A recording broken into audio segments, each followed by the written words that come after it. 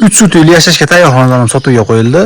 3 sutiydan ortiq, 3,5 suti, o'z ichida 3 xona uy bor. Bu xonalari remont talab. Yengil kosmetika remontlar qilib bersa, mana xonalarni bitta ko'rib o'taylik video davomida. Xonalari remont talab. Yaxshi holatda lekin. Uylarimizda bu g'ishini to'rt g'ish urilgan deyapti belgilari. Mana o'zi bilan turibdi, mana qalinligini qaranglar.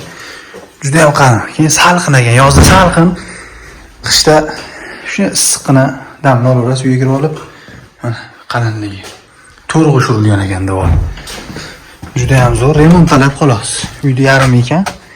Uyda yarim dokumentlari razdif bo'lib ajratib qo'yilgan, mana uyda yarim sotilyapti.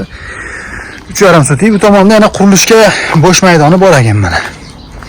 Bemalol yana 5-6 xona uyni solib, hammom tualetlar qurib, zo'r qilib o'zlariga moslab. Kiroishda bitta bir xona mana.